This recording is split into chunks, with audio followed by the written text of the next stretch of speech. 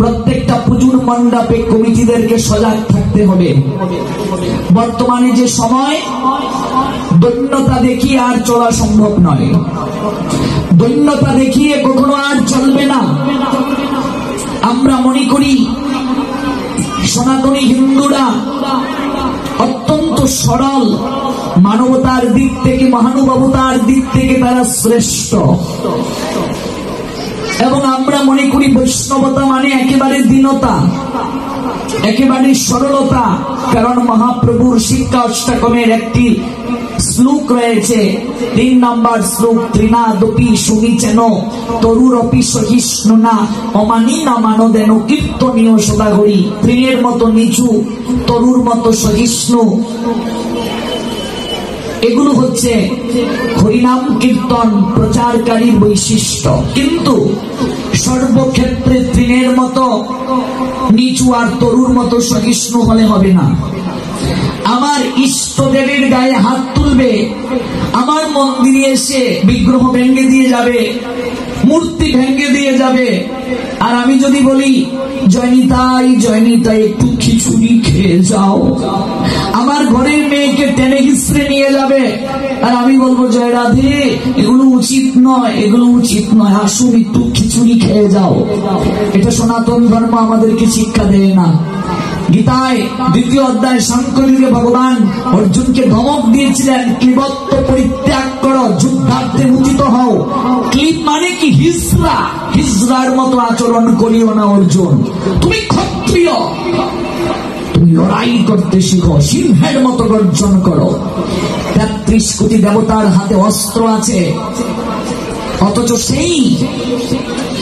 সেই দেবতার পুজো করে আমরা কি শিক্ষা নিলাম? আমরা শুধু বংশীধারী কৃষ্ণের কি পুজো করি? আমরা চক্রধারী কৃষ্ণের পুজো করি। কাজে মনে রাখবে, সামনেই দুর্গা পূজা আসছে। প্রত্যেকটা পূজার মণ্ডপে কমিটিদেরকে আমি বলবো সজাগ থাকার জন্য। যদি কেউ প্রতিমা ভাঙতে আসে, ডান্ডার বাড়ি ছাড়া আর কোনো উপায় নাই, সজাগ থাকবে।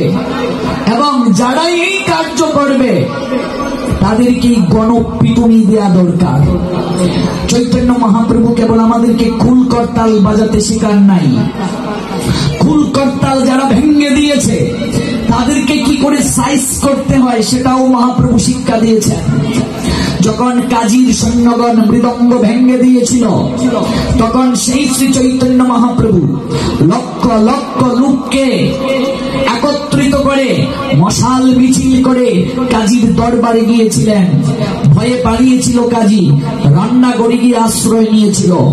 অর্থাৎ চৈতন্য মহাপ্রভু এটাও শিক্ষা দিয়েছেন, যেমন হরিনাম কীর্তন প্রচার করবে, যারা বাধা প্রদান করবে, যারা অন্যায়ের বশবর্তী হয়ে সেই সৎকর্মকে নস্যাৎ করার চেষ্টা করবে, তাদেরকে প্রয়োজনে ডান্ডার বাড়িও দেবে।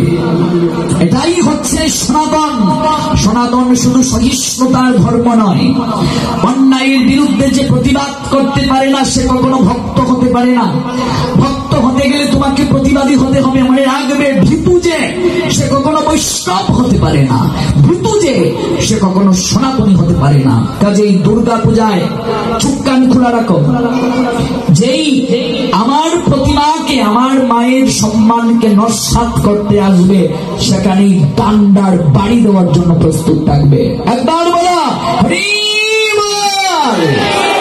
এত এত ভক্ত